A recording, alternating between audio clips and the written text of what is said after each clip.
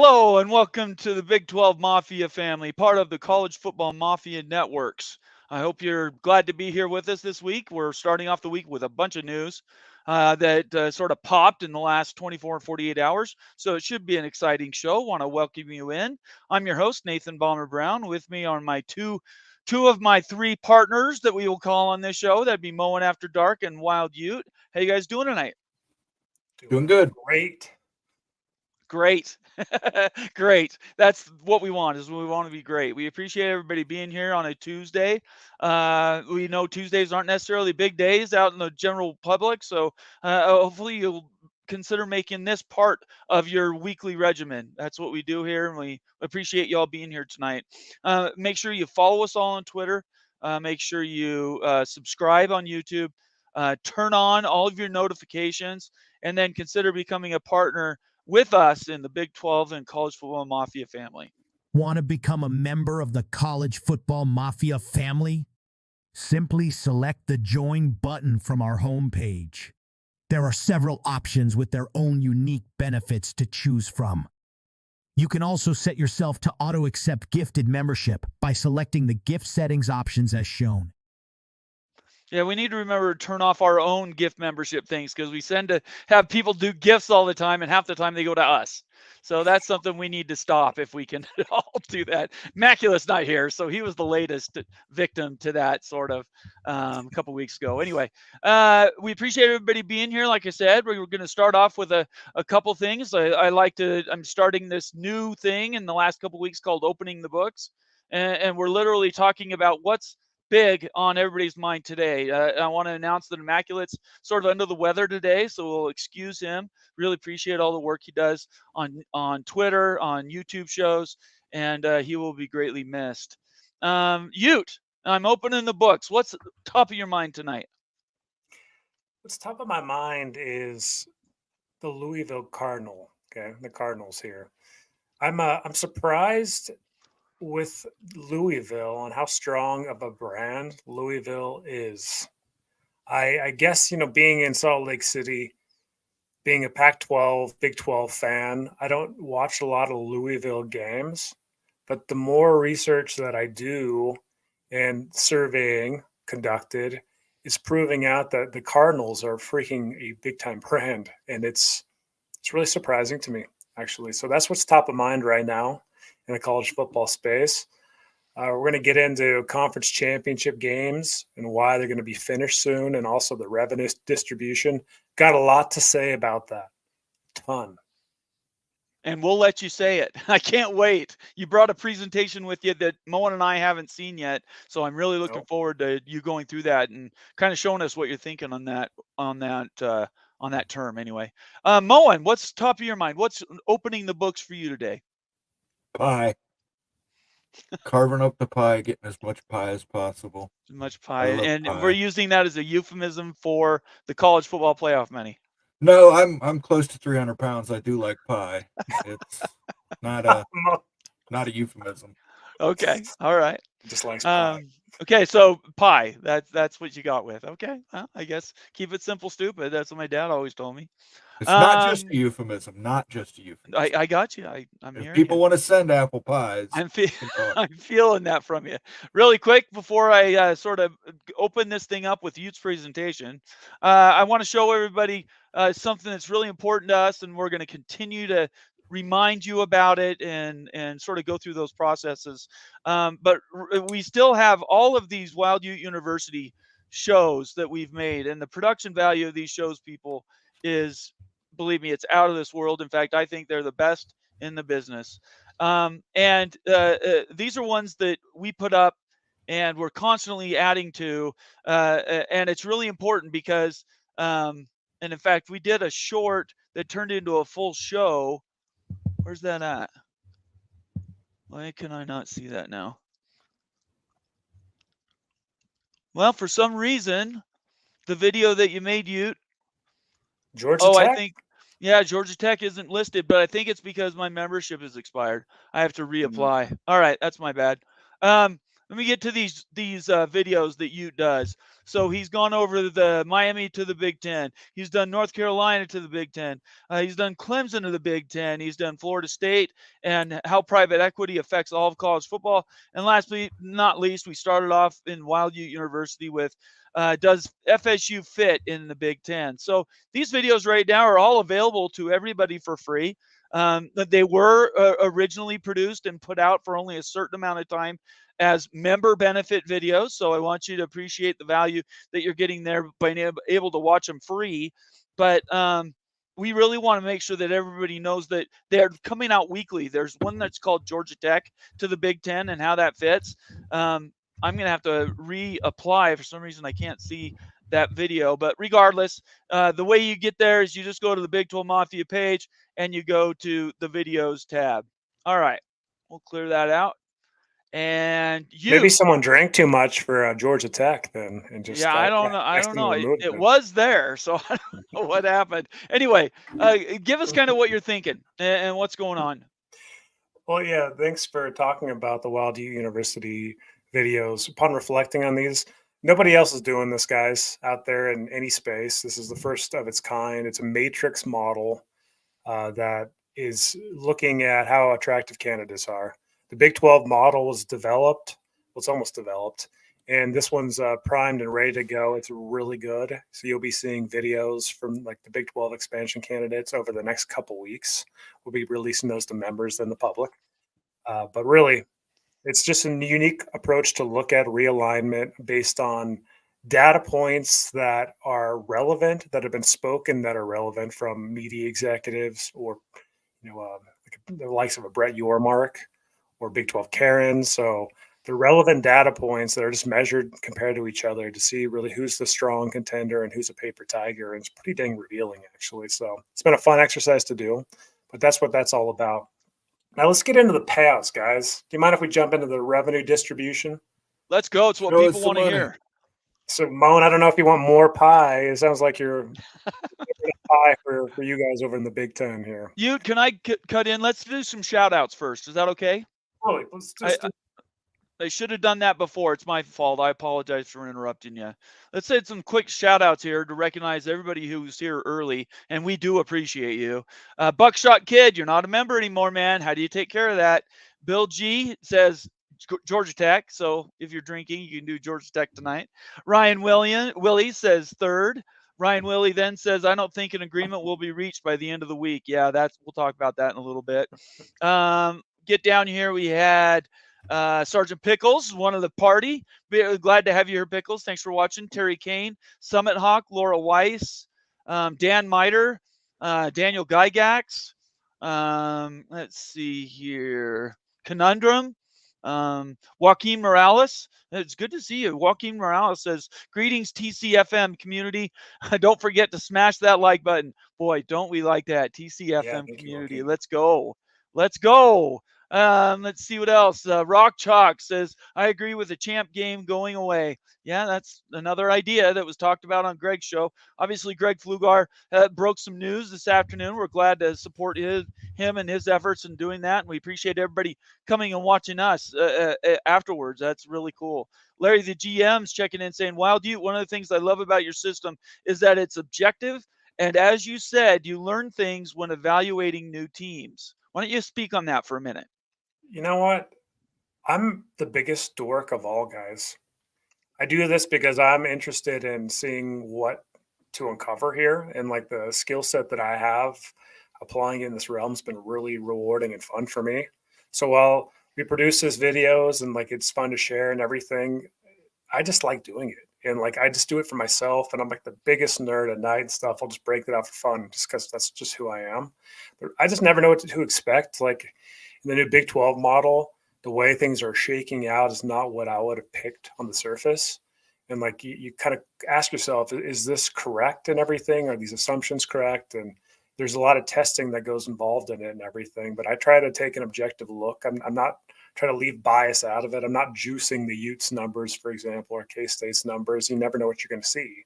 But really, at the end of the day, what would an analyst do if an analyst was pitching a realignment opportunity to the presidents of SEC universities or the Big Ten or the media executives. Like somebody out there is an analyst that's showing information, data that's relevant, that will show the growth of the conference if they add a team.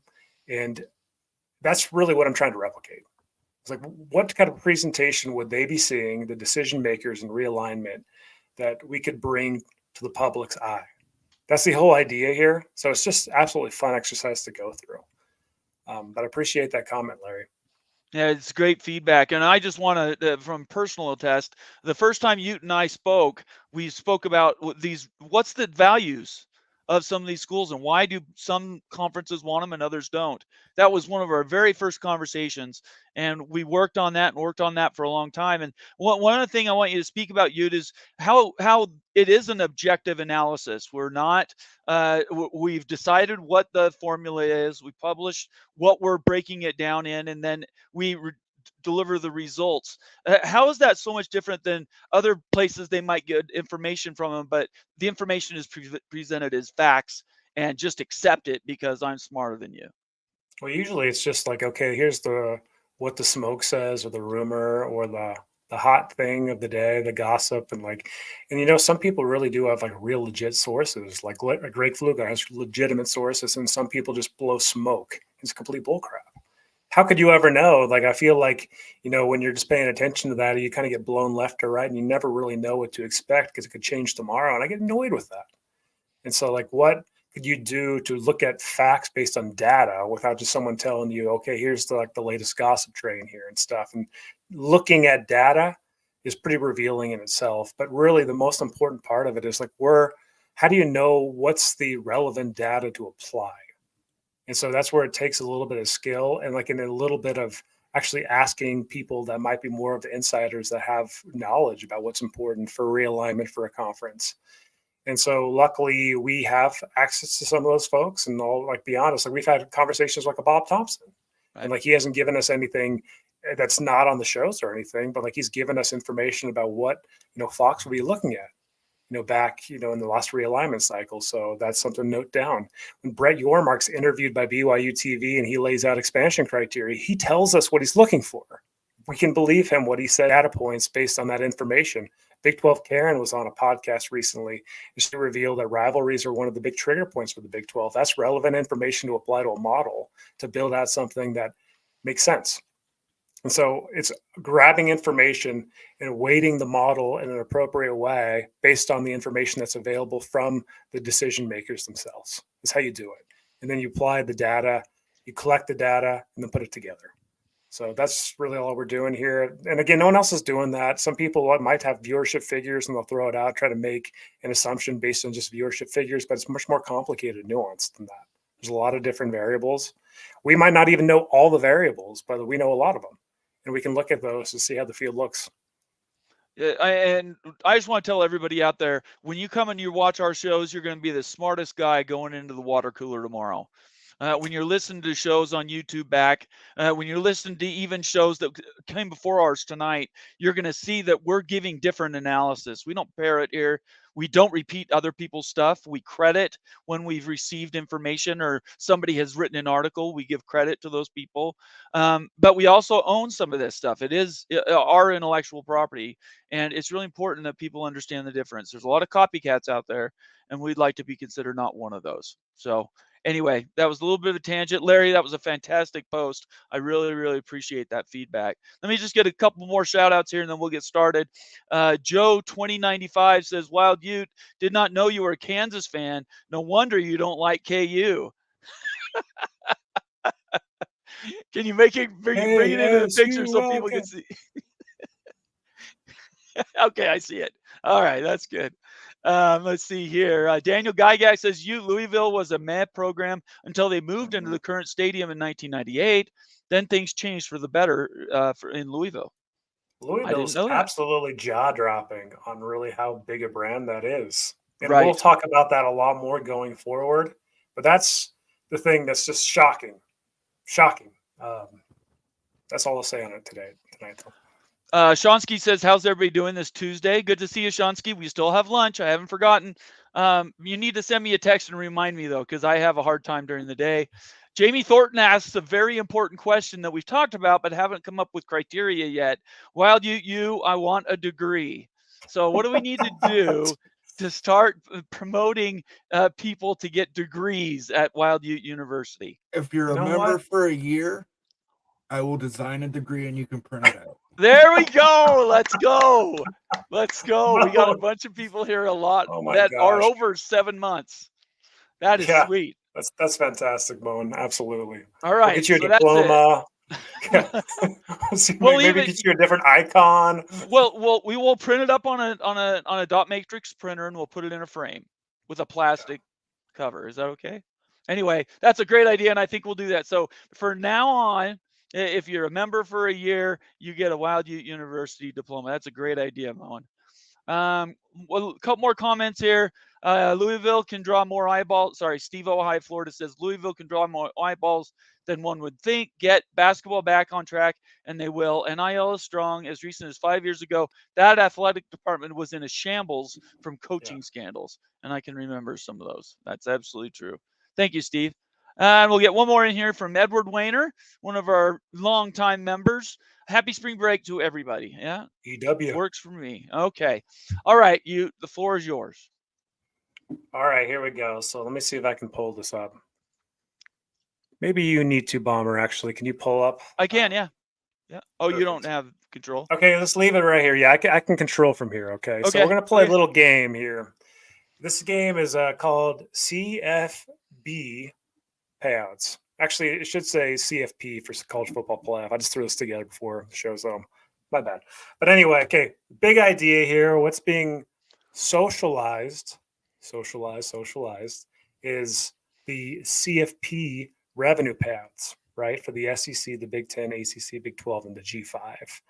And currently, the SEC is asking for $23 million per year in annual media payout distributions from the College Football Playoff. So $23 million. And also the Big 10 would be at $21 million based on what is being socialized. The ACC roughly $14 million. The Big 12, $12 million. And the G5, $2 million. Okay, so really, yeah, we're throwing out those numbers and everything. That's great and everything. We can argue back and forth, but here's just a little bit of a visual of what that could actually look like, okay? So let's move on here. First case study here. So when we're talking about a brand such as KU, the KU Jayhawks, the elite basketball brand, there's 12 million bucks. Each one of those dollar bills stacks is $1 million. You can see the 12 million under the KU logo. Then lo and behold, the Mississippi State Bulldogs. Look at that. 23 million. Just visually look at how much more money Mississippi State is netting in versus KU. So this is just the same information we're talking about, but a visual representation of it. And just look at those brands, Mississippi State versus KU, and look at how much more money Mississippi State is going to be earning than KU. What do you guys think about that on the surface? Moen? Well, I mean, yeah, I see what your point is, but you're extrapolating one point of data. You're not putting in the fact that Georgia, Alabama, LSU, Florida, all these other schools are surrounding Mississippi State. Correct. So the brands that have the most value are getting the most money. The brands that have the most money or the most value, bring the most value, are bringing it to the table for the whole conference, and it's equally Correct. shared, right? Yes, And correct. Mississippi State is just a very lucky beneficiary of that. Yes. But nevertheless, based on the actual socialized facts that we know, again, socialized, this is what it looked like visually. Let's move on. And again, Moan, yeah, these are going to be polar examples, but these are what would happen in real life too. These are not unrealistic. This is what Can I would say actually something happen too? in the future. Sure. I just would like to include that historically, Mississippi State has been more of a football school, and KU has been a predominant basketball school. So if you go back historically, if KU had been as successful in football as Mississippi State had been in football, there was a bigger likelihood they would have been brought in to one of those other conferences before, similar to Nebraska. But it's a recent phenomenon that KU is, and KU's up. I'm not putting KU down at all. But if you look at the whole time of history, 100 years or more, that's what we're seeing here too. That history can't be disregarded. Sure.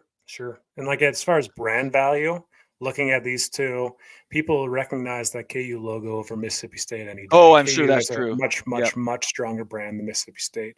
Nevertheless, because of the alliance with the SEC, there is the actuality of what the dollars would look like. Now let's move on to our next example, which again is a polar example. Purdue versus the Miami Hurricanes.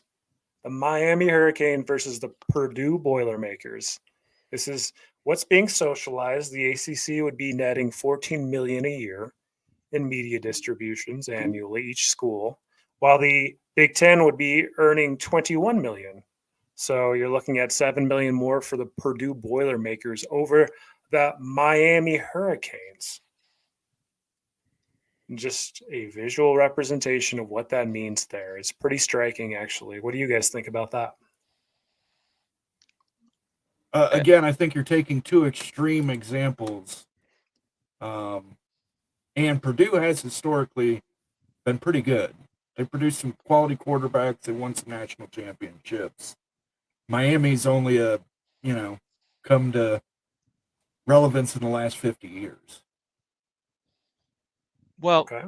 yeah, I would counter that a little bit. The Purdue one, just because they won them back when Minnesota won them, why does that make them more popular now? It just happens to be geographically, they sit in that area. Yeah, but name the last starting quarterback in the NFL to come out of Miami.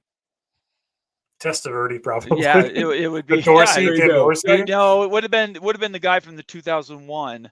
But it would have been Dorsey. Purdue's last? Drew Brees. Yeah, and that was like 4 years later. Yeah. So I mean, but they had Orton too. Or Kyle Orton came out of there. So yeah, I mean, Purdue has long been considered a cradle of quarterbacks. So look, you guys have the history in the Big Ten. I get you. I think we're getting a little too granular with this one. Okay, so throw Indiana up there and throw Florida State right next to them. You can apply this in so many ways, but Miami's probably going to be around a little longer than the Noles. But you could even throw other schools, other examples. Yes, and of course it's polar, right? I mean, you could have Ohio State versus Wake Forest there too, right?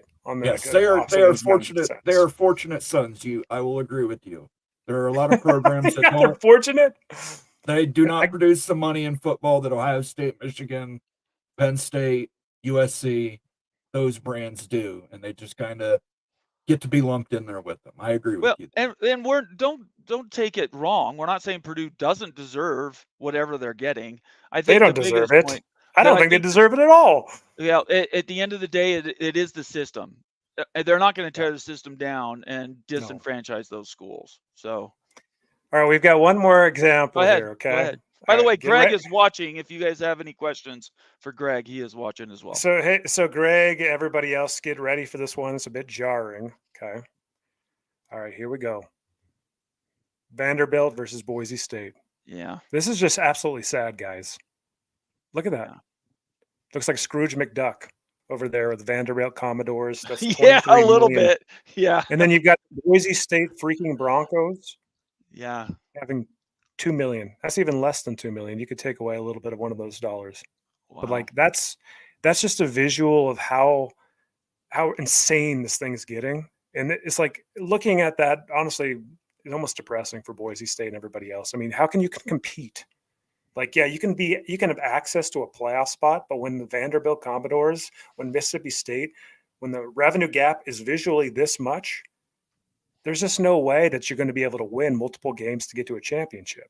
It's total bullcrap. And then this is defeating the purpose of equality in college football. There's just none at all. This whole thing just absolutely needs to change. You can quit showing that now, Bomber. Okay. But I just wanted to show you guys that really that's the realistic things that we're talking about. Those were polar examples, of course.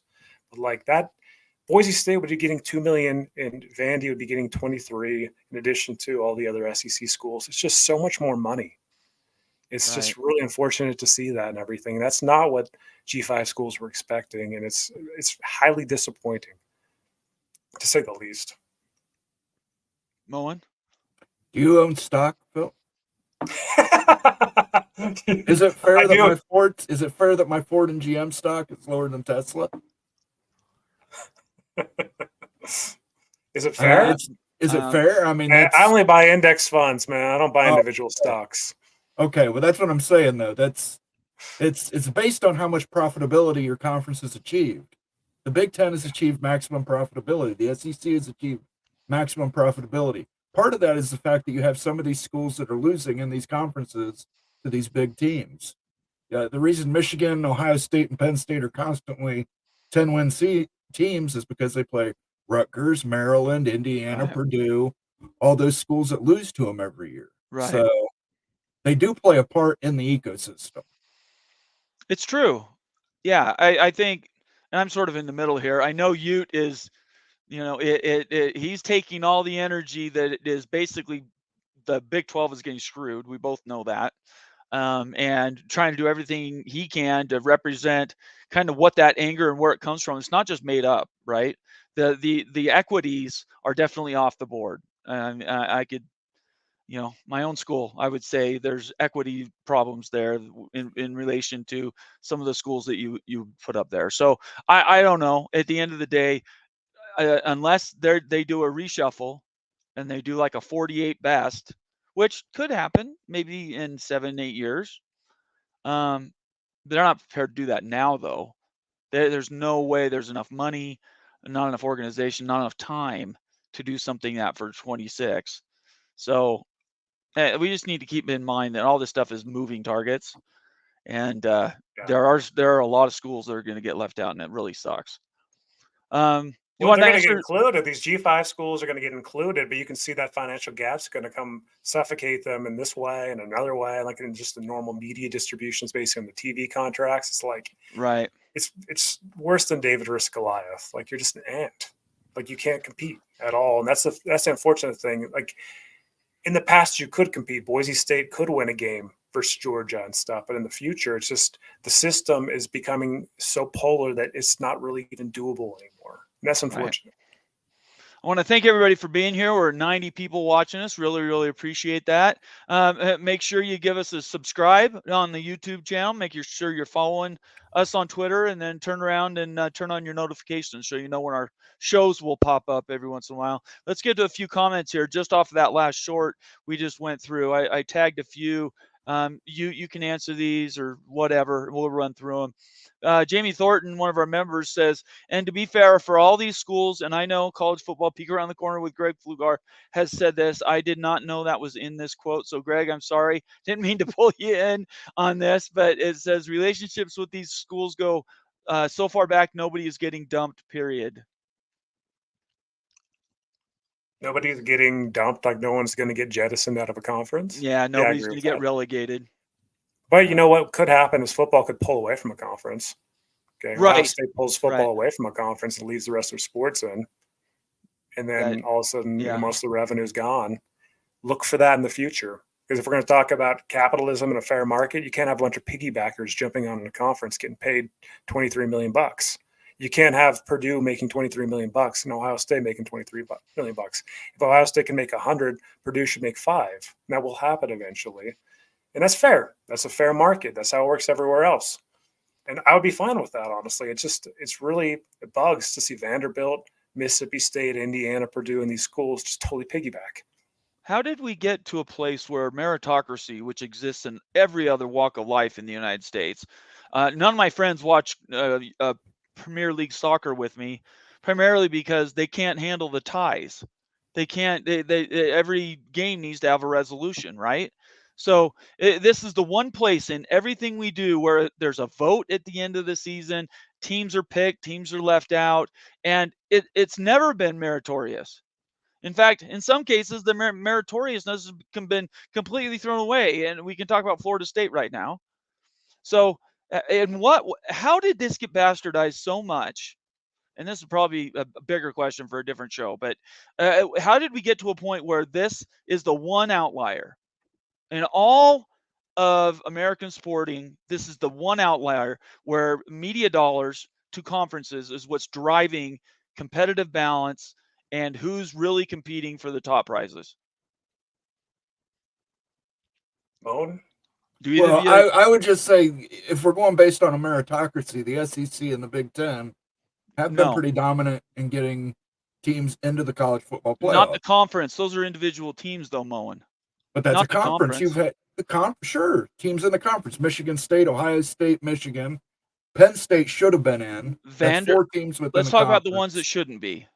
Well, Vanderbilt. they had to supply the loss so those teams could get up there. But okay, yeah. They contributed. I mean, they're might say contributing and Purdue- being white lambs. I mean, right? is that what Yes, you mean? Purdue sucks at football. That's right. Purdue sucks Okay. at football right now. But is that that's a function that we're supposed to be applauding? Well, no, they contribute in other ways to the conference. It's an overall thing. But not you in can just say football. not in football. That's fine. But Okay, right so now let's they're just talk dominating in football. basketball. So But let's just talk football. Let's be Yes. fair. Let's talk football. How in any way, shape, or form, outside of the 12 to 15 brands in both the SEC and Big Ten, do all the other schools deserve to be immediately promoted and given all this advantage? because you have to have winners and losers. They can beat on anybody. They can beat on Utah. It doesn't have to be just guys in their conference. If this was a league, 133 team league, you'd be playing everybody, and then everybody but would be sharing the money. But it's the way the tradition of the conference has been. So it's Nate. tradition. It's not For meritorious. the Big Ten, no, there is meritocracy in receiving a larger payout of the college football playoff. If we're talking about a larger playoff cut, the No, Big I'm talking Ten's about the got more system teams itself. in, the SEC has got more teams in. Yeah, I'm talking about the You're setup talking about itself. college football itself. Yes, yeah. Well, that's It's just the way it broken. is. Okay, that's the only answer. Do you have a different answer? Because I agree. Yeah, with no, you, I Mo. think Mo nailed it. I think it's tradition. Yeah. But what we're finding out is money's trumping tradition. And it's been found everywhere else other than the SEC and the Big Ten so far. Right. But guess what's coming? Money is going to trump tradition even in those conferences. Yeah, it could happen. Going 100%. Yeah. Why wouldn't it happen? Why would you make if it could happen, why haven't they already done it? If it's so simple. Well, I mean, like it's already moving that way. Yeah, Look at all the stuff. I mean, like if it's all about the money, if it's all about paying athletes and everything, why in the world would Ohio State give $20 million to Purdue when they can net another $20 million and boost its recruiting class even more? They're going to get smart about that. We're not idiots here, and they're still going to have still going to have some allegiances and their ties with these other schools and stuff, but they're going to break the most profitable sport of football away, and try to maximize revenue. Absolutely. I would. That is the only thing that makes sense. I would be okay with a best 48. I would prefer a best 64, but I would be okay with a best 48. Everybody gets the same amount of money, and we play a regular season. And nobody can convince me that it shouldn't be the best model. And why we don't get there is, Moen said it, the word is tradition. But is tradition enough to keep this greatest sport in amateur, well, it's not amateur anymore, but in college sports in the United States from being truly meritorious? Because that's what it is. It's not. This tradition is some ambiguous. Sure, I mean, but I just think the college football playoff is meritorious. I didn't say anything about the playoff. Okay. I agree with you. I agree with the disposition of the number of teams. I think it should be 3-3-2-2-1. I'm not saying they shouldn't get their fair share now, but I'm talking about the entire system. Still, there should be a Big 12 with Texas and Oklahoma. I agree with you. But yeah, the system, even the P5 was stupid. Even the P5 was stupid. If we're really a true system and we're based on merit, let's put all the money in a pool, share it to everybody else. Schools keep their own disposition. Whoever gives them direct money, they keep. Doesn't go to the conference, and everything else it's all shared. And 64 teams, even 64, I think is the best number, but 4 divisions. It's just so simple. I don't understand. And tradition. Okay, let's go back to tradition. Okay. Yeah, go ahead. Wasn't the Rose Bowl game tradition? We Yes. don't even have that anymore. It's a playoff game now. It's not even. Yeah. You know why? It's because the Pac-12 doesn't exist. The Pac-12, that was a 100-year-old conference. That was tradition. Yep. Just blew up. It's money. Like money is going to drive everything, and that makes sense. I'm not arguing against that. It's just like it's gone. It's gotten everybody else. It's bit everybody else. It's biting the ACC. It's going to destroy that conference. It's already hurt the Big 12, and like it will come to the SEC and the Big 10. That's the natural progression up the line and stuff, and like the weeding out of really like the true powers versus the nons, and that sucks. Yeah, But, I like, can't that's where we're speak for going. the SEC, but I just have to say from the Big Ten standpoint, I don't ever see anybody breaking away. Not anybody who's been in the conference for a significant amount of time. Yeah, I don't know why they would break away. They're together and everybody's getting the money shared. I don't know why anybody would leave that. No, If but you're you Ohio- like yeah. bringing up Ohio State making most of the revenue and Well, distributing you could it take, equally. yeah, not adding the Pacific schools. You could have already done that with Michigan, Ohio State, Penn State, Michigan State, pick a team. Michigan, obviously, 5 teams could have been playing in their own league. But you're right. There have to be dummies. And I say There have dummies, to not be in, right. I'm not saying, I want to be very clear. I'm not calling them dummies. I'm saying dummy schools that are just placeholders to get No. wins, to get to a point where you play in a playoff. But really, it's not a playoff, is it? It's an invitational. It's an invitational. So we need With to start automatic using the right bids. words. We need to start using the right words. We need to start talking invitational. We need to start talking about tradition and maybe talk about tradition more because the choices that are being made now are on a system that is so broken, absolutely broken from the rafters down to the studs. I don't understand how we got here, and it sucks. That's all I can say. Ryan Willie gave us a $5 super chat. Sorry, took a minute there, Ryan, to get to it. $5. You're a member, and we appreciate it very much. He says, Bomber, someone has to win and someone has to lose, obviously. Thank you, Ryan, And for by the giving us education. that super chat, Appreciate it. Winner. Yeah, we really appreciate that. We've got some heat in here tonight, guys. There are a lot. I've got a bunch of Revenue comments. distribution's really one. triggering. Let's see here. Our web, one of our members says, not shocked at all about Louisville. They are always top 25 in athletic revenue reported to the U.S. Department of Education. So that Right. speaks to your Louisville a little bit. We have some other ones in here, but I think we want to get onto some of these bigger stories. Moen, keep marking those comments as they come up. All right. First one I want to get to here. Let's make sure I didn't lose it. All right. This is the one Moen's set the stage. He says everybody's going to be up in arms about this one. This was an article. I want to be very clear. It was Heather Dinich, ESPN. I will post the link right now so you have access to it. I encourage everybody to go and read the article. It's very well written. But the title is CFP on target to sort out new revenue split. I'm not going to go in. Most of you people already know what the revenue split would be. We're talking 58% for the Big Ten and SEC. What is it? Something like 37%. I might have that wrong on the Big 12 and the ACC. And then the final, whatever remainder goes to the G5 programs, right? But what we're really talking about today is the fact that this article says it might be done by the end of this week. So, hot flash, do any of us think this is going to be done by the end of this week? What do you guys think? I have a hard time seeing that. Okay. I tend to disagree. I think it will be settled. Okay. And what are your reasons why, Moen? I'm curious. I think that they want to get this TV deal done and secured before it loses any more value. Yeah, I think Moen is right about that. And I'm inviting everybody, give us your comments and we will do live feedback as we're going through this article. We got 3 people, so it's a little easier to do that. So yeah, what as made far them as move why to it won't. today? What say made that them again? move to today? Why all of a sudden are we hearing this today? They've worked on it for weeks and we're getting no indication they were even close. Well, we don't Same know way as Moen why. said. Yeah, but I think it could be the SEC big throwing their weight around. Could be the ACC and Big 12 throwing their weight around. Right.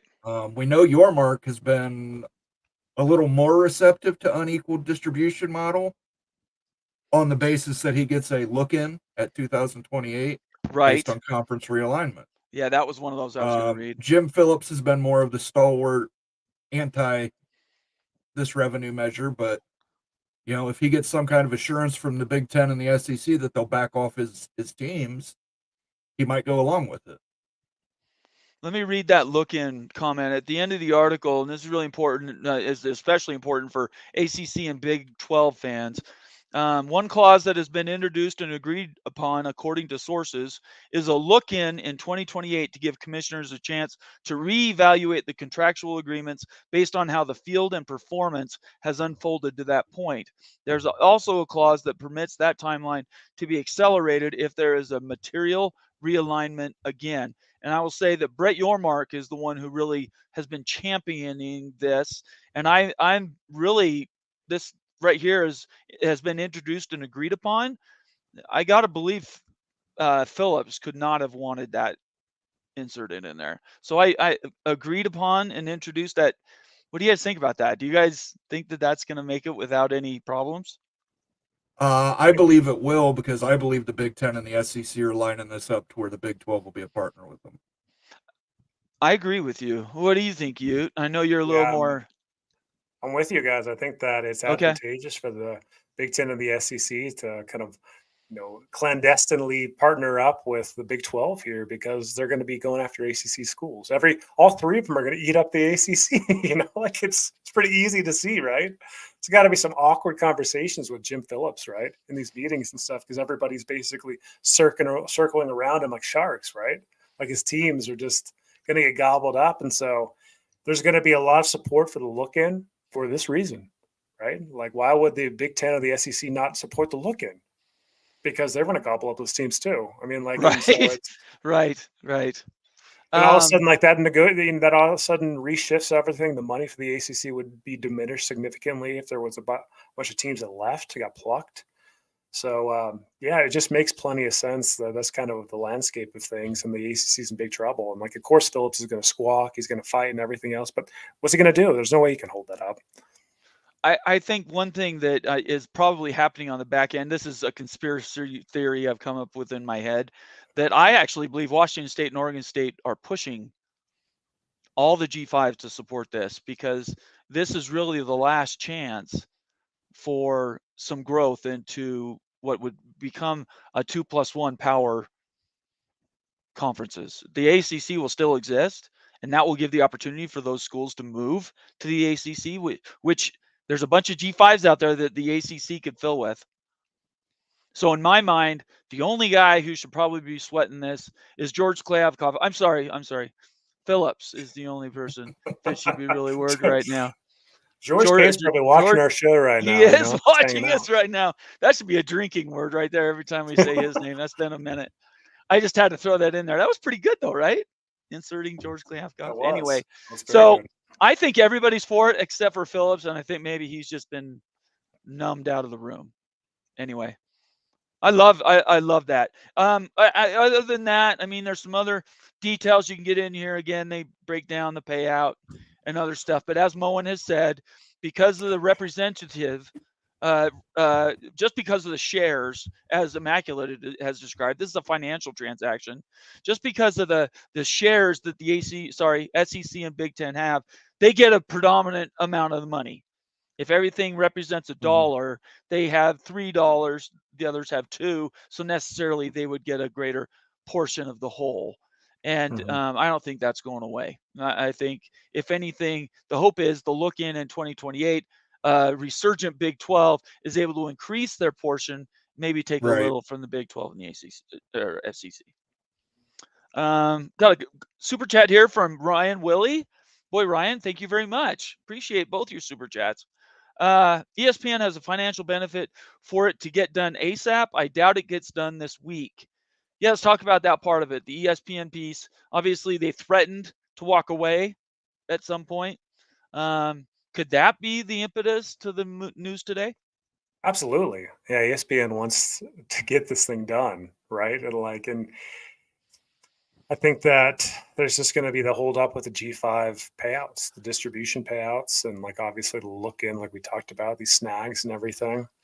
I am curious though, guys, like, do you think, like, how awkward is that meeting room with Jim Phillips in there and Brett Yormark broaching a look in provision and Jim Phillips sitting right next to him? And like, what do you think he's thinking? Like, do you think that Jim Phillips has actually called out Yormark or Petiti or Sankey and ask them, like, No. are you guys trying to steal my teams? He doesn't have the Like, backbone. No, He's what, like- showing- he has no backbone. What's he going to Yeah. do? A sternly worded tweet for leaving Florida State out of the yeah, college football playoff. He that's the should've do you biggest think he's tell. just Stand there. ignoring it? Like, this isn't really Yeah. happening. Like, hey, No. this, oh yeah, everything is great. Or is he like, no, quit, get off my back? No, I think Moen hit it. I think he has no strength. I know he has friends in the room. He's friends with Petiti. I don't know about Sankey, but Yormark right now is circling like a shark. Yeah. And every Big 12 person should be visualizing Yormark prowling as a Mako shark, trying to pick off whatever detritus falls off the ACC. This is another poll question I put on Twitter. I didn't ask you guys' thoughts on it. How many teams have to leave the ACC for it to basically die like a black hole? Yeah, but what are we considering death? Where they can reconstitute as some, ambiguous Minor power conference. conference. I Yeah. think eight is the number. Okay, so you think it needs to get to a total of that would be a plurality. 8. Yes, total of Okay. 8. What do you think, you? 4. I think 4. 4 of their top brands leaving would put them in that position.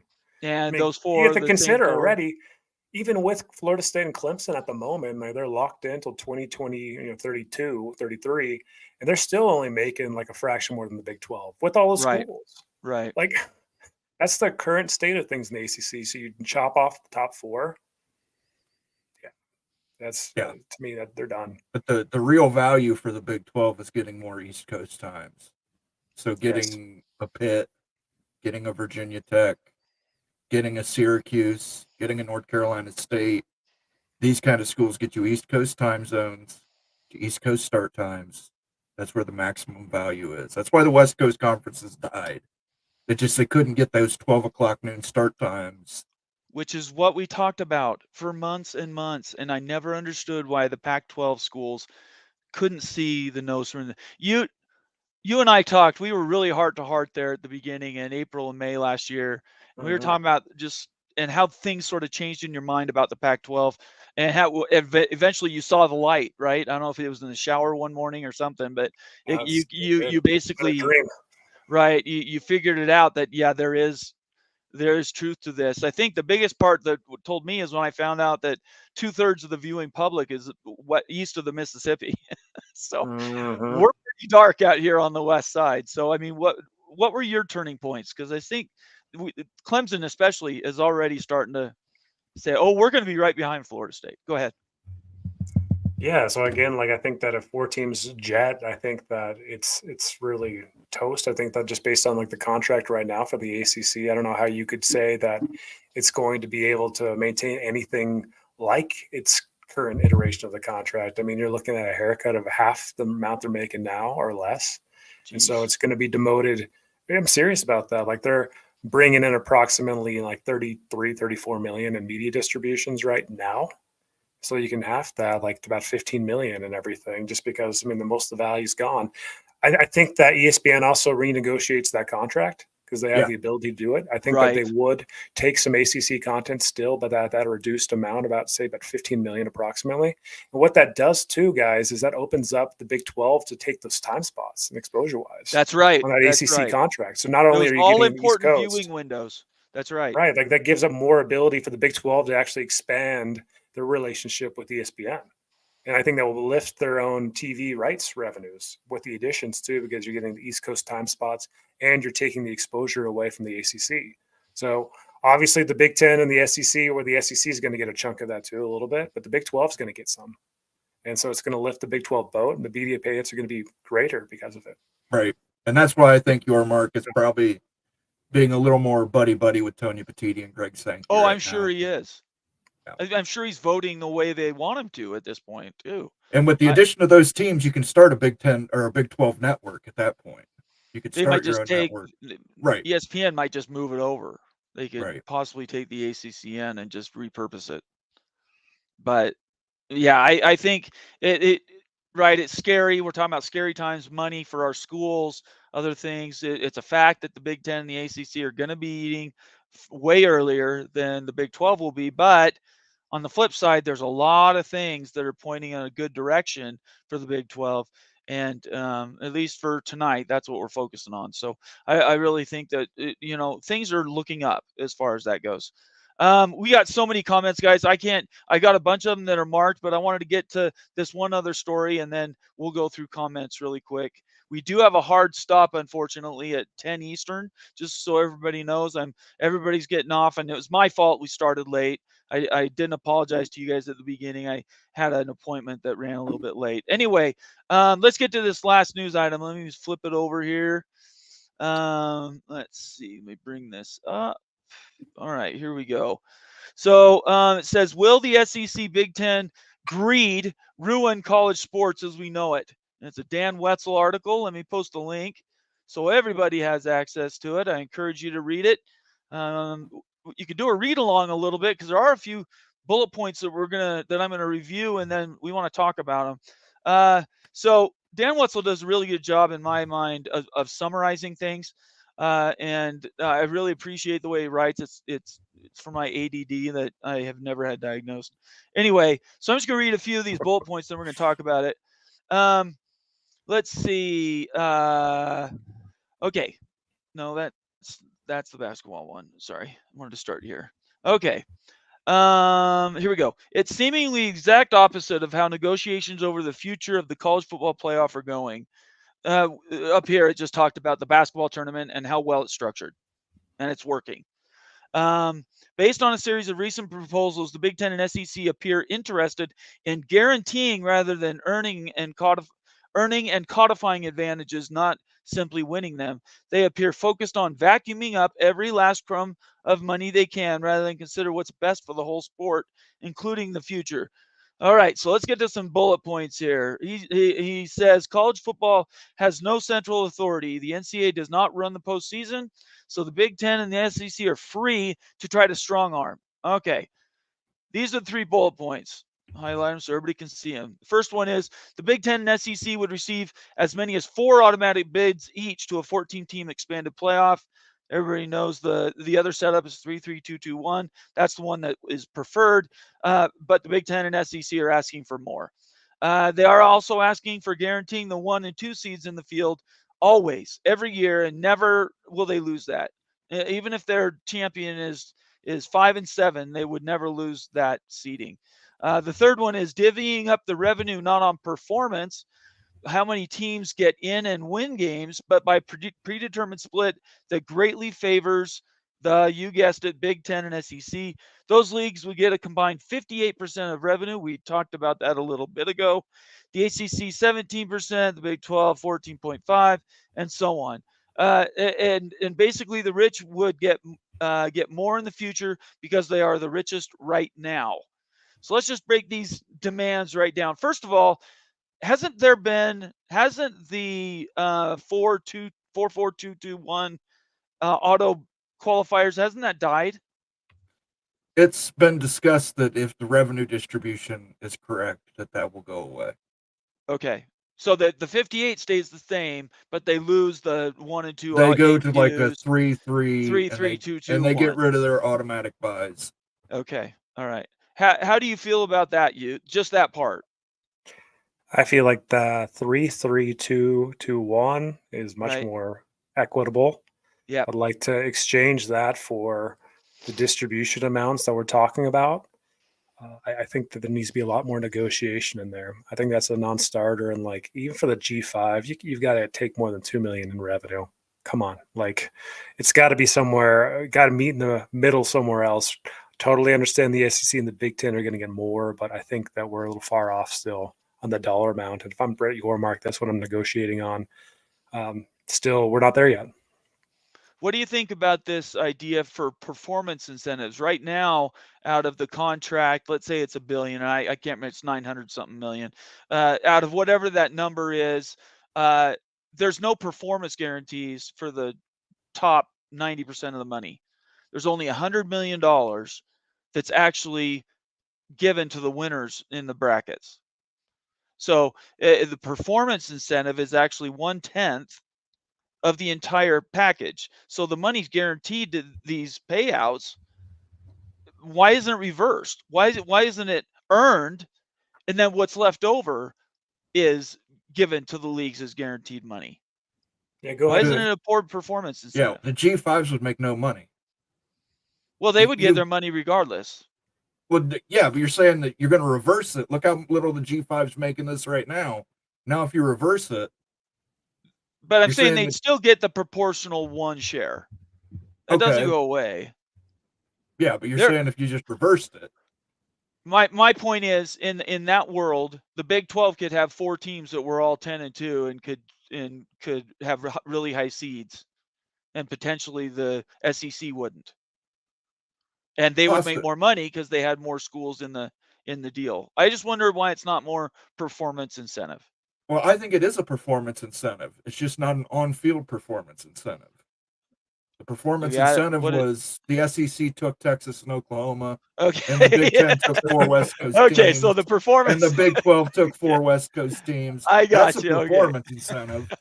Okay, and I appreciate you categorizing that, Nolan. You're coming into finer detail every moment I'm around you. Okay, so if we're talking about that part of it, I think the negotiated piece might be, why not make more of that maybe a 50-50? Yeah, that's the question right now. And I really, don't if you understand break why it they out, don't. 100 million of 1.3 billion per year is just performance based. Yes. So it's like it's less than a 10, right? Like it's crazy how small that is.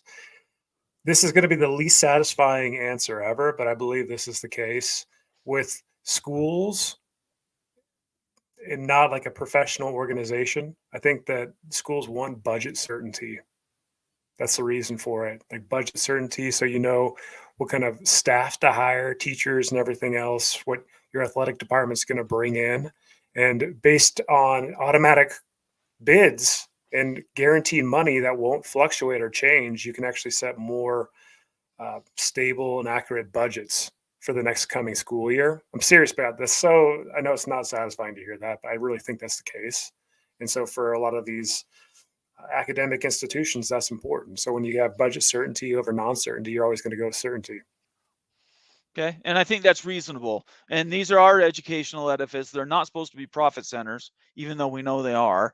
And so I think that's really important. And maybe that's the biggest hang up. But for me, just as an outsider, I would think there might be some room to move there to make things a Yeah. little more merit-based. But again, we know, as we talked about before, this isn't really meritocracy, strictly speaking.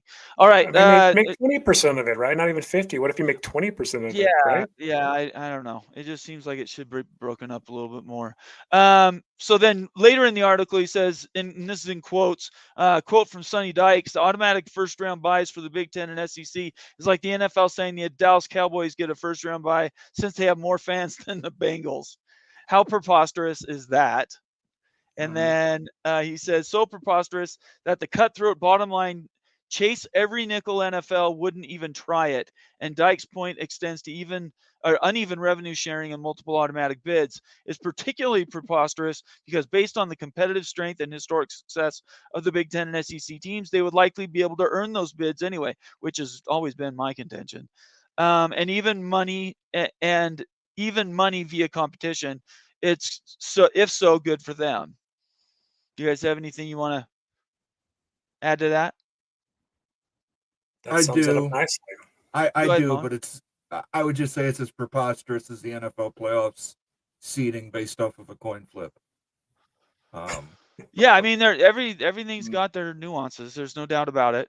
I don't think those are exactly equitable. I think they're different situations, but maybe not. They might be.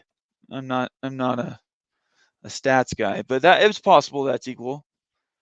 So then he finishes up down here in this article a lot of talking about Petiti and Sankey and conferences and anywhere else.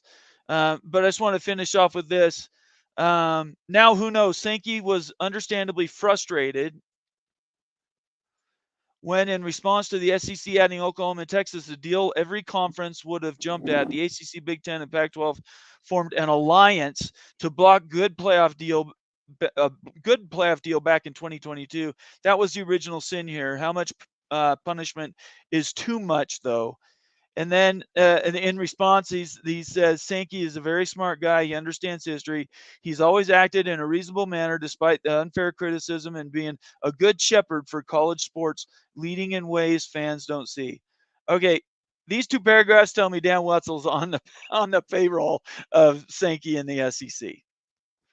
Yeah, Dan Wetzel clearly that cradles is- for George Sankey. Or for, that Greg is Sankey.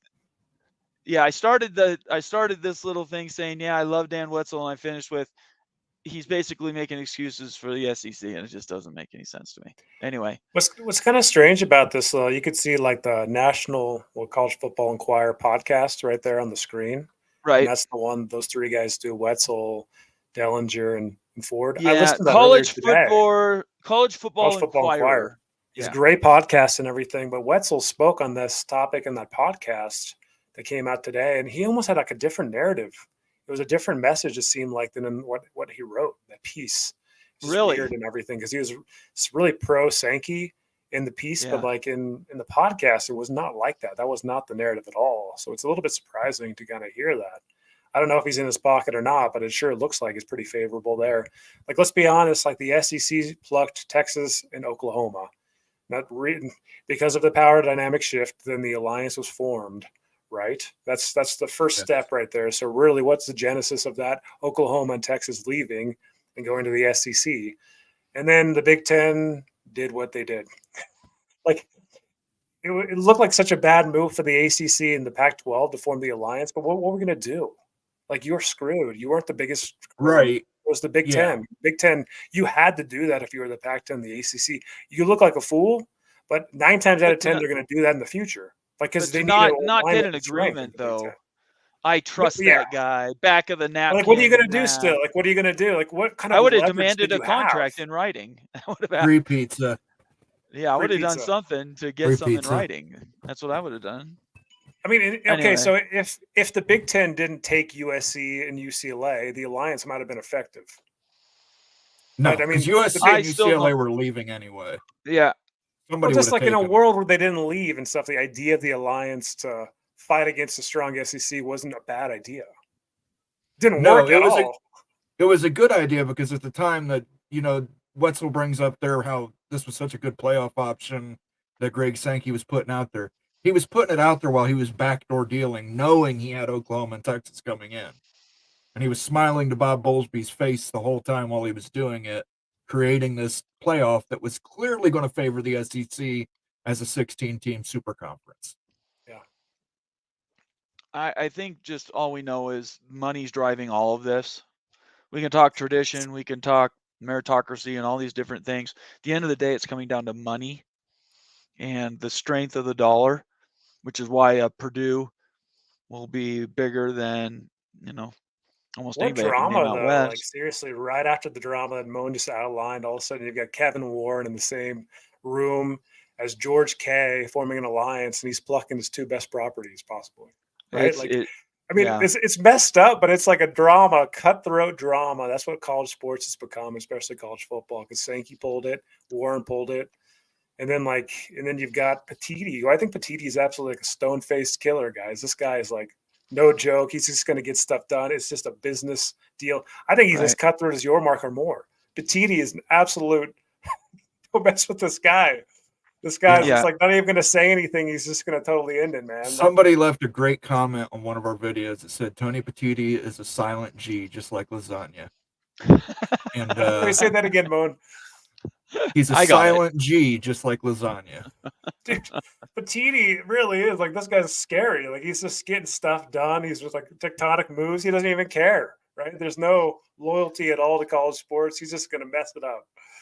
Well, yeah, the way, and I want to put this out here, the way it was explained to me, Tony Petiti and Sankey both they want to have stronger out-of-conference scheduling.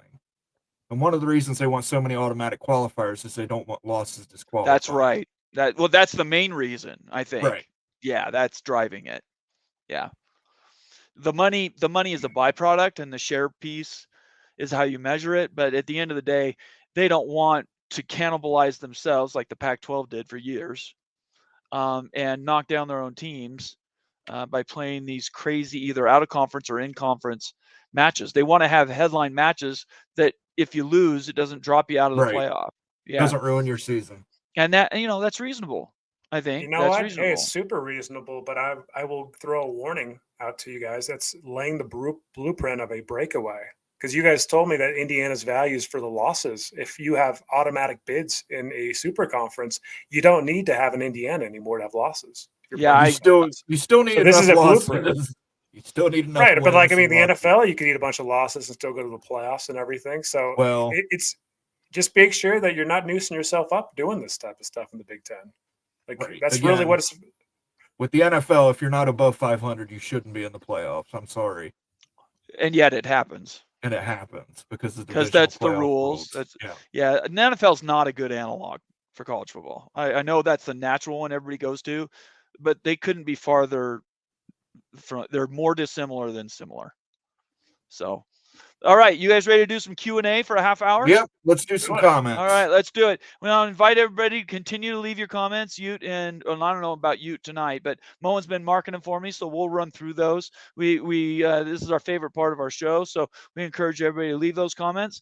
As we go through them, we always defer to super chats first, then member comments, and then we try to get some thrown in there for people that are new to the show or just happen to not be a member that from month to month.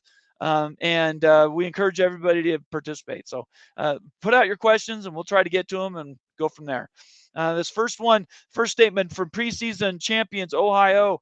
When are you going to be a member here, preseason champions? You've been here a while. I need you to be a member, man. Yormark sounds confident in deal getting done. Good news. What do you guys think? You think the waters are starting to clear and Yormark is coming out rosier than he might have been 2 weeks ago?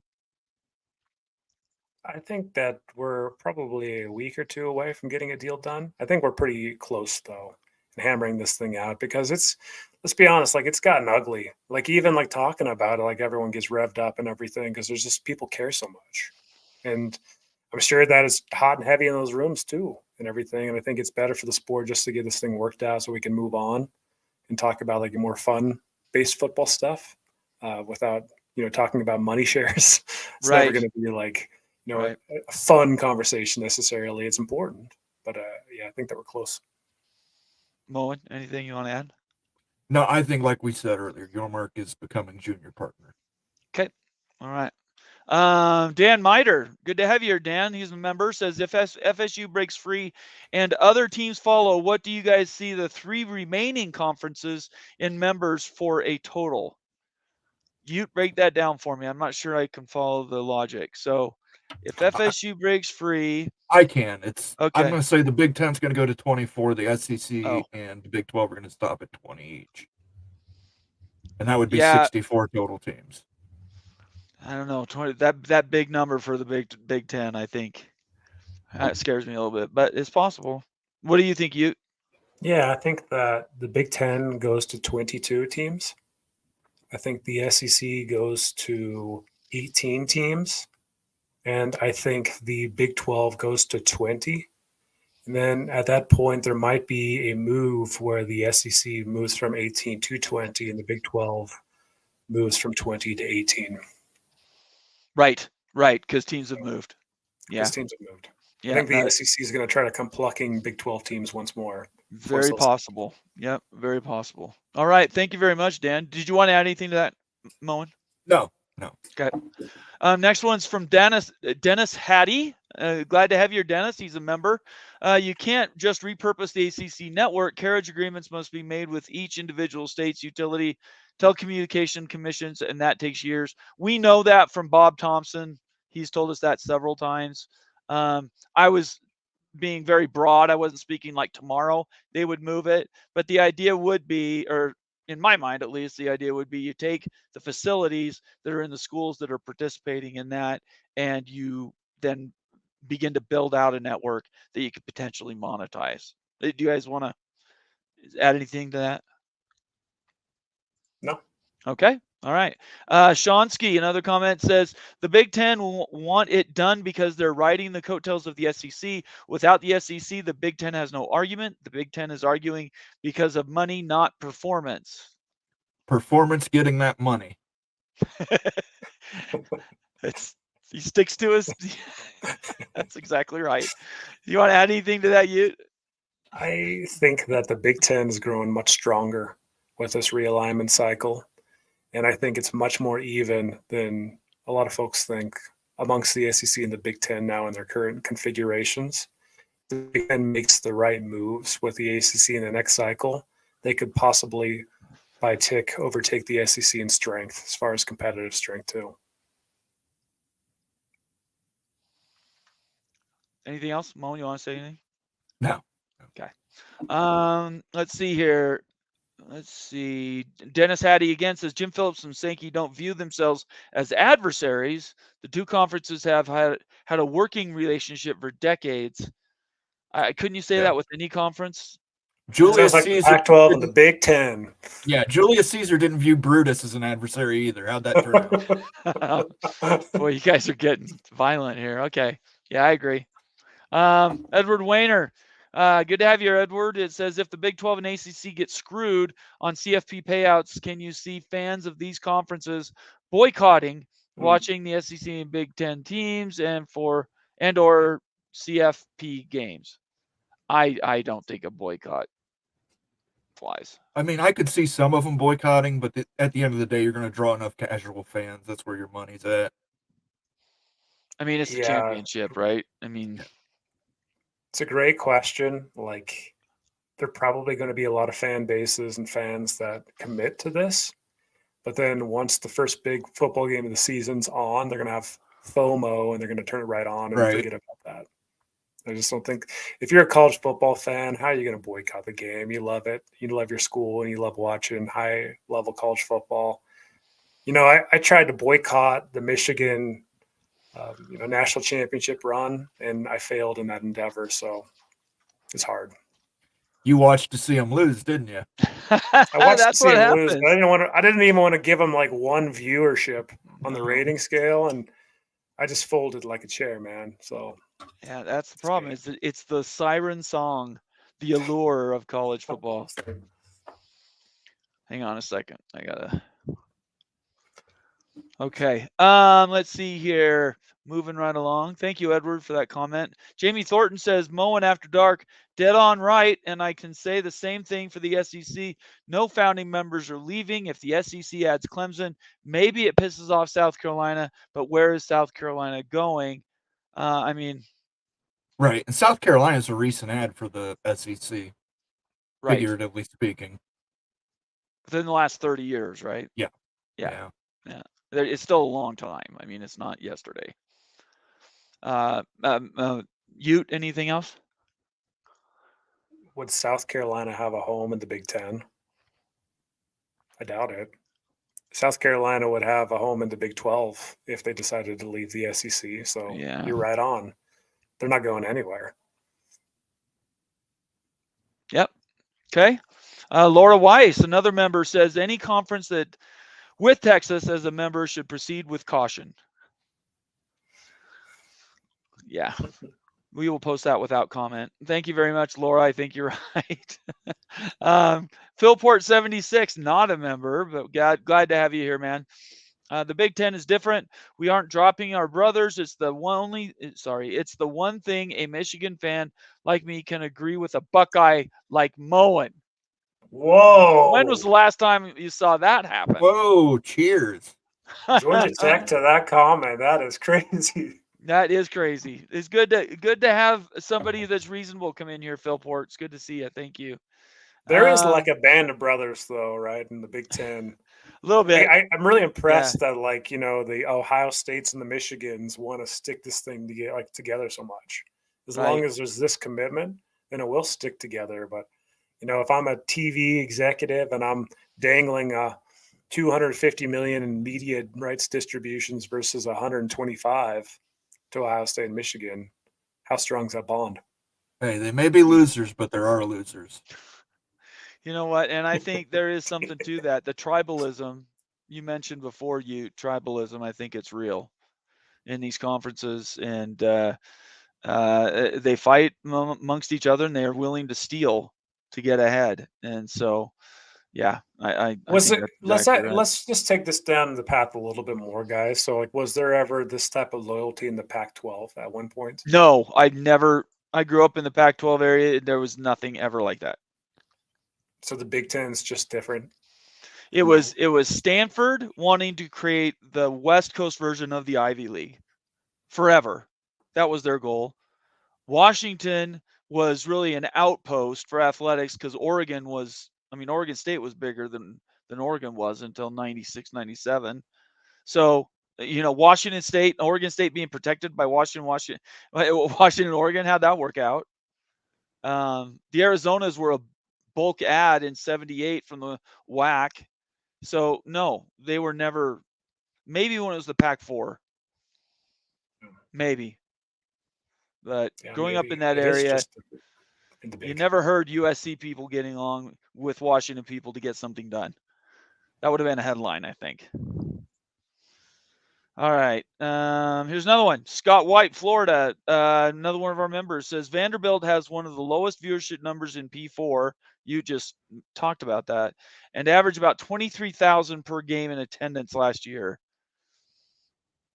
I'm But surprised they averaged 23,000. that seems like a lot.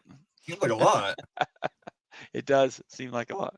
But sometimes it's better to be lucky than good. So What Yeah, does that that's equate to? So if they have 23,000 per game in attendance and they're going to get 23 million in CFP money a distributions, million what's per that? thousand.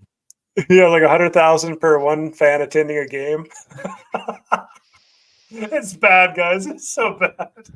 My gosh. Yeah, we can't talk about fair or right. That doesn't exist in this conversation. Sergeant Pickles checks in from the Northwest saying, hopefully UW is treated like a real big family member and not a stepchild. Moen, how is that going to go? Well, you're going to have to kiss the ring. You have to go around, have to kiss the ring of Wisconsin, Michigan, Ohio State, and Penn State. But other than that, you should be good.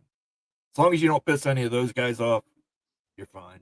Don't be Oregon. It's pretty simple. Yeah, Sergeant Pickles. don't be Oregon. Don't be Oregon. Hey, Moan, I've got a question for you. Like, okay, what are the tiers of like the Big Ten from an insider's perspective? But you can do a short video on this. Forget. Right. I would just say Ohio State, Michigan, Penn State, and Wisconsin. Minnesota still has a little sway left in it. But a lot of these guys look out for the little guys, so they have voting blocks that they've obtained throughout the years. So, like Ohio State has Indiana and Purdue that will carry water for Ohio State on whatever Ohio State wants. This is fascinating stuff. This Big Ten stuff's fascinating, Bomber. It's like, I think the Big Ten looks at itself as the epitome, in an elite status, the epitome of collegiate athletics. It's like medieval times, like it kingdoms is. and lords and peons and everything. That's how the Big Ten works. I got a great tagline. We'll call ourselves the Conference of Champions. I think that's on rent right now on eBay. You could probably buy it for $5. Big sign, Conference of Champions. That's a great quote. We need to start a collection of quotes because that one's brilliant. I like that one a lot. Sorry, I know that hurt. I'm sorry. Well, I mean, the Big Ten does have a third of the Pac team, so it's like it's kind of true now. We got to claim all their national titles. So yeah, it's only getting worse. Just stop already. Stop. All right, Two Masta. Good to see you, Two Masta. Say no to Super League. Well, no Super League. No Super League. Bad. None of us want a Super League. Not even Big Ten snooty Moen. No, I want the Big 12 in there. Yeah, he needs some teams to beat up on. That's what Ohio State needs. I enjoy watching Big 12 football. I'll admit it. I'll watch Big 10 football first and foremost, but I do enjoy watching Big 12 football. Yeah, it's good. It's good. You're just going to find out. They're a lot better than they seem. Those road trips aren't very easy. Laura Weiss says Georgia Tech. Georgia Tech a couple times for anybody who's drinking gaming tonight. Thanks, Laura. They were getting a little dry. I could tell. Let's see. Big Lubbock says horns down all the time. Yeah, we don't care. You can say that here. It doesn't matter to me. Conundrum says Petiti, Sicilian, right? Petiti. The Godfather. going. Like, how cutthroat do you think Petiti really is? Like, I don't know. He is seems he like really- you look at the guy in like these meetings and stuff. He looks just like a business guy. It could be an accountant or something. Yeah, but they're right. He's Sicilian. He could probably cut some throats. Probably get Luca Brasi to handle some things for him. Like, Wouldn't it be you got great if that was Yormark just the reality? They'd like hired a mafia boss and he just like, go out there and take care of this for me. Oh my gosh, You that's got Jim hilarious. Phillips with Yormark and Petiti, like these just dealers, right? And then Phillips is completely lost on his own island, won't even bring up the fact that his teams are getting poached right in front of him. So wild stuff. I want to say bye to Mr. Monkey Says. Got to go later. Sorry, See ya. Monkey. These guys didn't mark any of your comments. So if you gave us some and I missed them, I apologize. It's my You know, fault. Mr. Monkey has great comments too. He I think that does. he has a financial background because he's always like, wanting to calibrate things, and I appreciate that. I really do. I think it's you guys' fault. You weren't marking his Here, comments. I'll give for this me. to him. I'll give this to him. Thank you, Monkey. We really appreciate you being here. Steve High Florida says would have wanted to be in a room when the Big Ten SEC asked for auto seeds. Laughter erupts. Hancock pounding the gavel, asking for order. I want to play poker with Sankey, Petiti. Nothing like showing hand. That would have been honestly when the 4-4-2 dedicated to AQ, 1 and 2 seeds.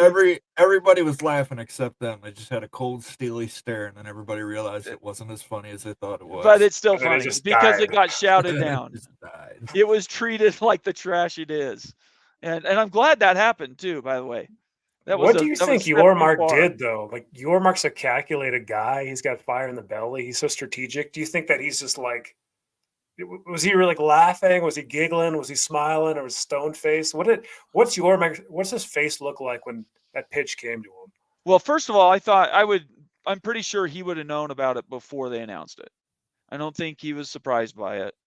My reading of him is that he's on the inside with communications, so he has an idea of what's coming. As far as his public reaction, I think he probably didn't say anything. Just let the public take care of it. He knew it was nonsense. It really was nonsense to even propose it. Absolute nonsense. It was, but Steve. you know what? You propose nonsense to get to the next.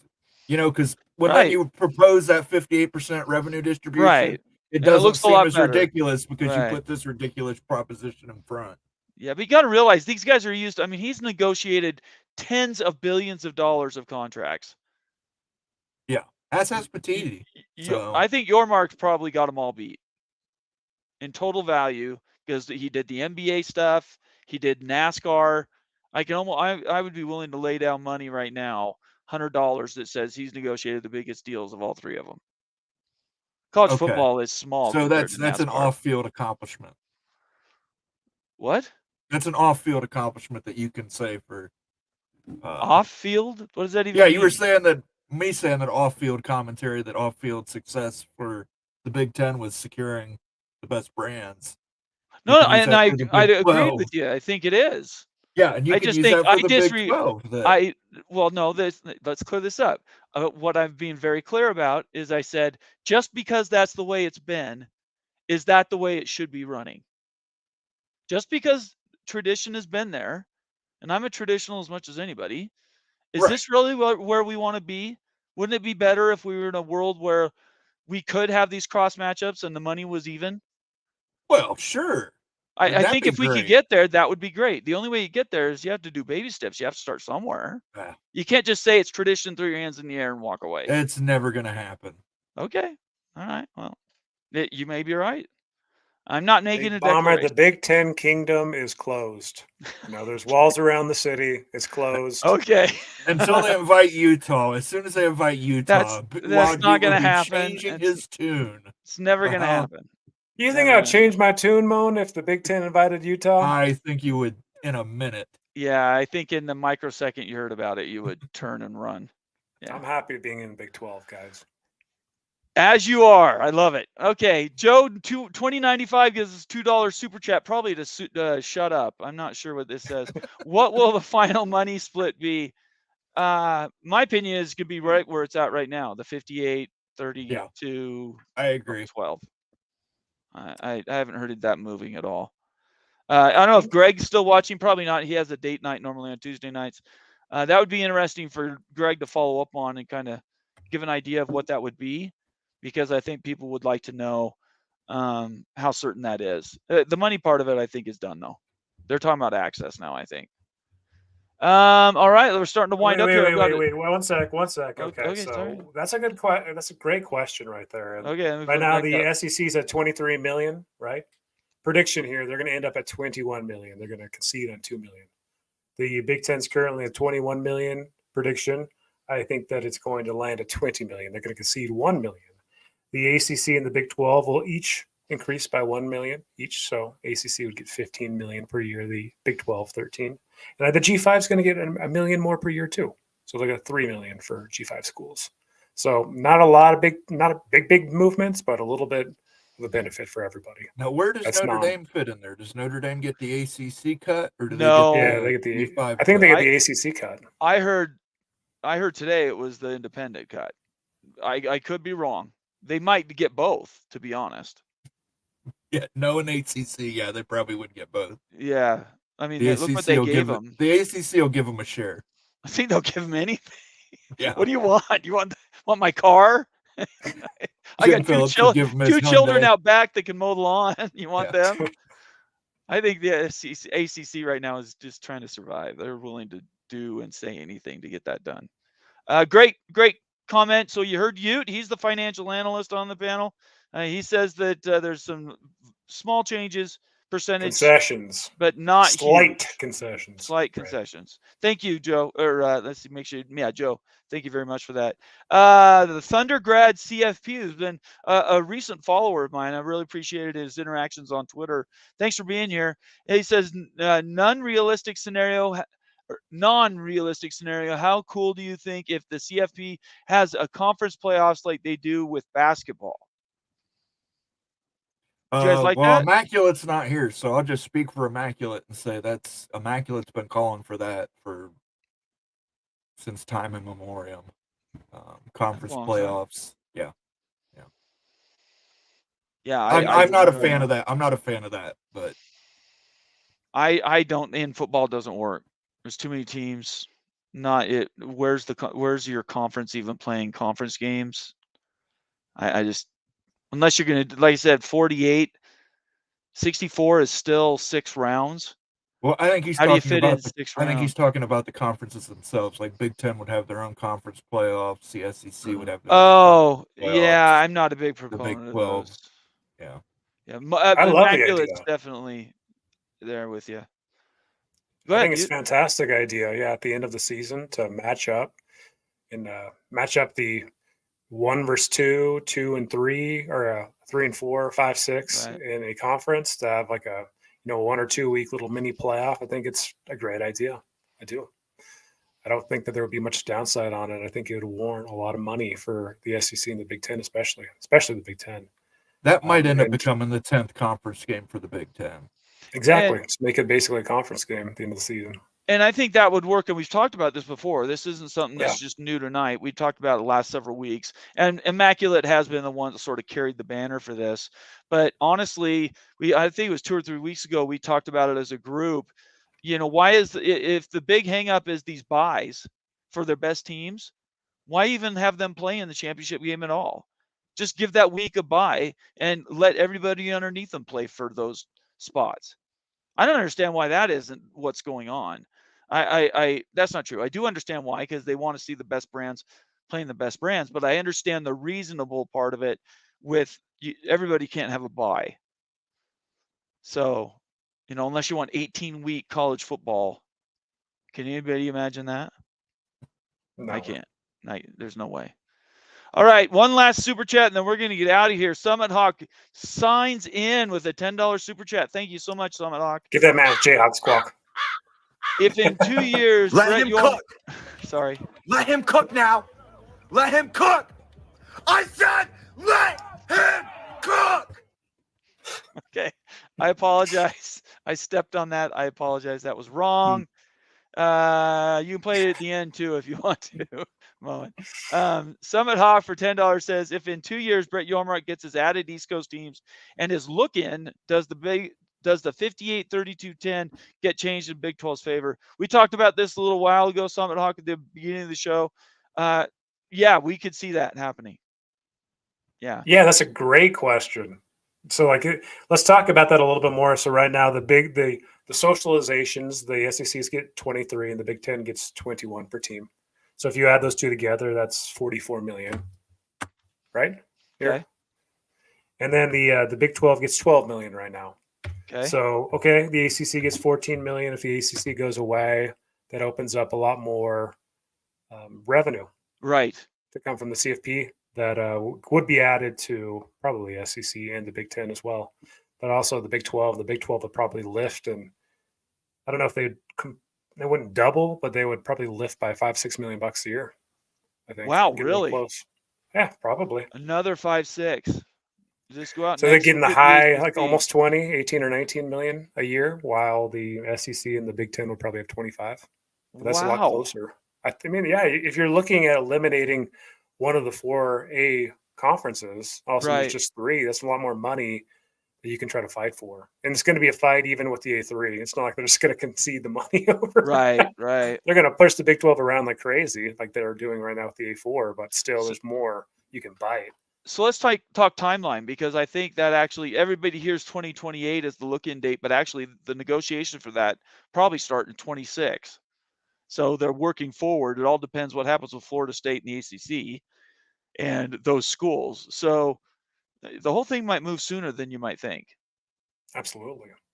You want to add anything to that, Moen? Yeah, I think Yormark might move that look-in back to like 2027. You might move it back a year? Yeah. Well, 2027 is pivotal for the ACC. Yeah. Okay.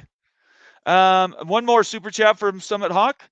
$4.99. Thank you so much, Summit Hawk. You come in here, you give gift memberships, you do super chats. You've been a member forever. I think one of the first ones we had, actually, I think you might have been my first, outside my dad, my first capo level and above person. I wanted to let you know I really appreciate you. And we got to get you on the show, man. We just got to do it. We tried to do it months ago, and that needs to happen because I want to hear your ideas on how some of this stuff's breaking out. He says for $4.99, on another note, anyone coming to KC this week for the tournament? No, I wanted to so bad. I think BYU is going to do good. But, yeah, I don't think I can make it.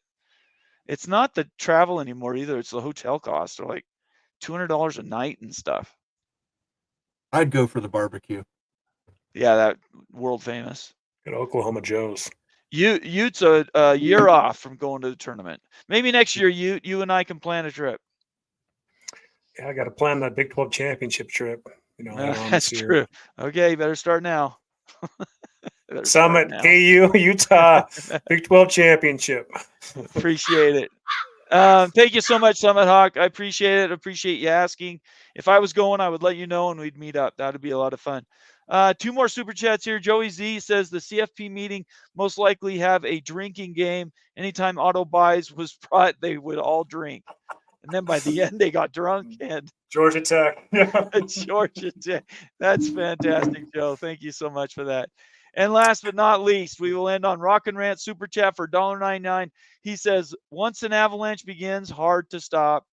Speaketh the Pac-12 doom.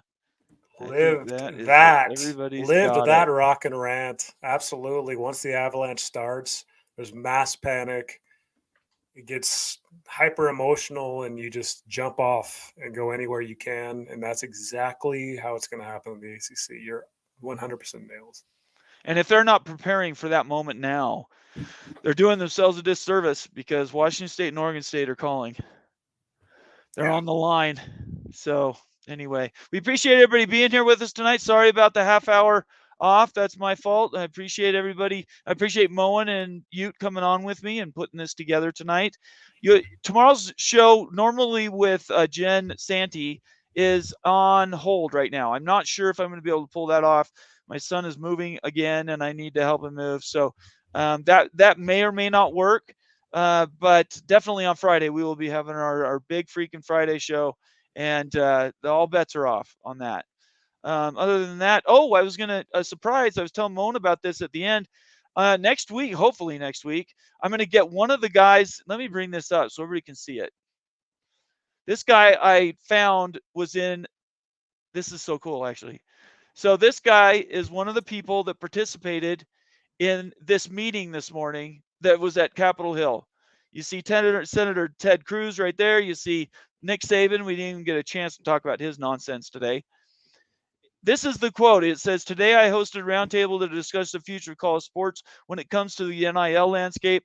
I was proud to be joined by my colleagues in the Senate, Coach Saban, the Cavender twins, ACC Commissioner Phillips, Alabama AD Greg Biner, NIL attorney Darren Heitner, and the Collective Association President Russell White." Russell White is going to be with us, if not next week, the week after.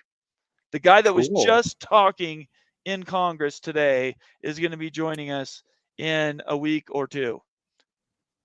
We don't do anything here but elite stuff, and that interview again will be an elite interview. So you guys have something to look forward to. Appreciate everybody being here. You guys want to say anything else? Yeah, remind me to rant about Nick Saban on Friday. Yeah, that Nick Saban crap. I just didn't want to spend any time on. How about you? You got anything? Yeah, remember it's messed up when Vanderbilt's getting paid $23 million and Boise State's getting paid $2 million. It's messed up. And last but not least, Summit Hawk. Oh my gosh! Get us man a couple Jayhawk squawks. Holy cow! But don't step over it this time, Nate. Hold on. I haven't said anything. I'm waiting. Let him cook. Let him cook now. Let him cook. I said let him cook. Russell Wilson got picked up by the Pittsburgh Steelers, by the way, yesterday. The people who got those, actually, Moen, why don't you run through the gifts really quick? Buckshot Kid, the early worm, got one of those. Morris Simmons, Bucky, go Huskies. Kyle Becky, Visser, what are and you Jeff doing? Woodworth was gifted a membership by Summit Hawk. Becky, you're killing me. You're killing me. Appreciate those gifts so much. Yeah, They're make awesome. sure you guys thank Summit Hawk in the chat, and if we go off the air, if you can just do it in a comment underneath the video. We do appreciate all the comments underneath the videos, guys. We do respond to those, so if you're watching on demand, just leave us a comment, and somebody will answer it. You may not like the answer, but somebody will answer it. Steve-O corrects me and says Russell hasn't signed yet. I didn't think that was true. I might be wrong. I'll have to come back to you later on that. Anyway, you guys have a great night. Thanks so much for being here. Stay out of trouble. If you've been drinking, please do not drive. And if you're driving, please do not drink. Okay? It's pretty simple. Yeah. Other than that, everybody stay out of trouble. Have fun. Have a good night. And maybe we'll see you tomorrow night. Otherwise, it's Friday night, everybody. Peace out. We'll see you later.